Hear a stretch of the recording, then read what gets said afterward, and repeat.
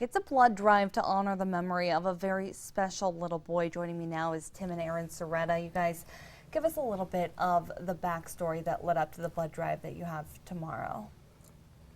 Go ahead. Well, it started, our son passed away from complications from AML in November of 2014, and he had a lot of blood transfusions, platelets, and some things like that that helped us get the extra time with him before he passed. He was very young. He passed at 7 months. Yeah, he actually turned 7 months while in the hospital. Okay. And so it was probably 2 weeks later we had taken some time off work, and the news had a story about the big blood drive they do around Christmas every year, and I was like, you know what, I always have an excuse not to. I've done it before.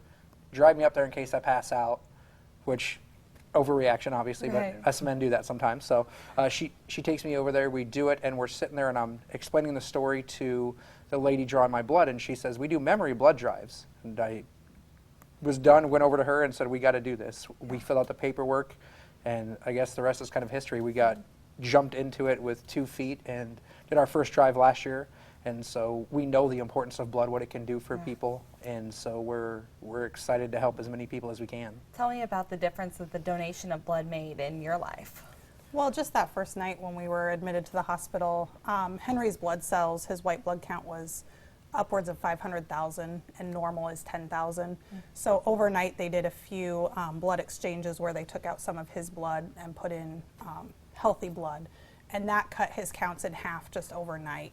And then throughout his stay, like Tim said, he got a lot of platelets, whole blood, red blood, and that gave us the 12 days that we had to process and kind of figure out what was going on and even to say goodbye. Without that, he probably would have died that first night. That you found out he was diagnosed. Yep. It was very, very fast. Yep. They said he had probably had cancer for 2 to 4 weeks.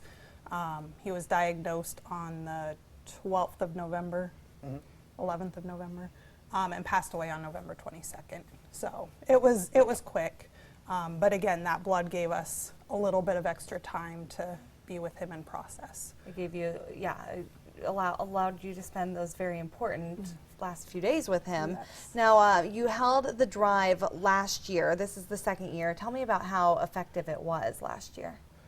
I think it surpassed our goals. You know, we started it and we were like, well, we know 20 people that we can probably get to do this, because it's not, the worst part is the pricking of your finger. If no one's ever done it, it's really not that bad. That's the worst little jolt. So we started it, and then it was like, really started growing quickly, and then we ended up with around 57 pints was our end donation, which was crazy. We had almost half of them were first-time people, and so we actually were awarded a Red Cross Award last month for the gift of life for sharing Henry's story and trying to get people to donate blood and stuff. So yeah, it's making a big difference. Right, it's become its own being almost. It's awesome. Absolutely. So we want to give you that information. I hope that their story moved you to want to act. Here, the blood drive is tomorrow, April 16th. It is from 8 a.m. to 2 p.m. It will be at Faith Presbyterian. That's 8100 Giles Road. If you want to go ahead and schedule an appointment, you can call 1-800-RED-CROSS, use the Red Cross app, or go to redcrossblood.org